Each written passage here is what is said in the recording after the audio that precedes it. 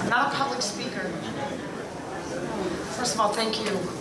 Thank you guys for coming, and I've met so many of you here for the first time, and I've met a lot of you online, but here today for the first time, and I'm overwhelmed, in a good way. I'm overwhelmed by all the love here and all the, oh boy. Thank you so much for coming. I love you all. There's part of me that feels little pangs of jealousy that many of you had so much more time with him, years, decades even. But the whole of me knows that we came together at the perfect time. I believe we would have been kindred spirits way back then with our respective antics, and we told each other all our stories. We told each other. But I also know we met precisely when we were supposed to, when we had settled down and we were ready. From that fateful day he came for golf clubs and never left, from that moment our toes touched, to that dark day he suddenly left us, predictability was never his jam. He gifted me with the most profound 4 years of my life. 4 years, 2 days, 18 hours to be exact, give or take 45 minutes. That entire time was a honeymoon phase. And had this not happened, had he not left us, I know that honeymoon would have never ended.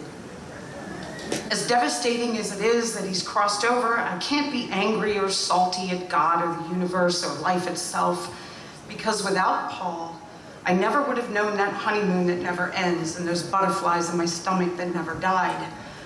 I never would have known the peace in giving myself over so completely to another without fear and without consequence. Never known what it's like to wait till my soulmate sat at the kitchen table, expertly plucking Delta blues on an old guitar. He knew Delta blues was my favorite. I never would have known the comfort and the safety and the bliss of unconditional love.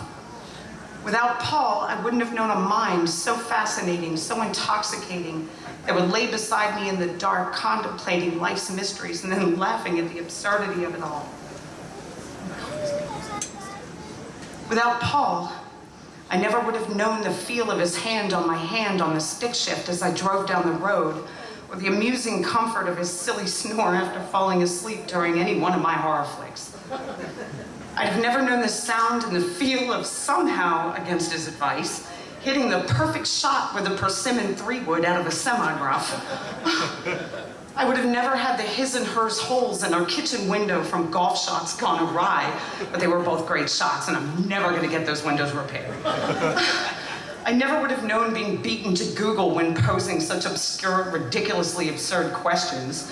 Like, what is the rectal temperature of a healthy 3-toed sloth? It's 96.4. Without Paul, I'd never have had the fortune of expanding my tribe with a lot of all of you phenomenal people. Most importantly, without Paul, I'd have never had the honor of being called Shmom by such a beautiful, talented soul such as our Zozo. And I wouldn't have gained my soul sister I have in her mother, Connie. And I never, ever would have known Paul's beautiful, specific brand of madness, such talent, such wisdom, such passion and humor and nurture and unconditional, perfect love. I'll forever be grateful to Source, the universe, the stars, and my dad, whose golf clubs were the reason we got together. And Paul, boo, if you're here, if you see us, if you hear us, thank you for bringing me such music, both literally and figuratively. My love for you is fire, and it is eternal. And I'll see you on the other side.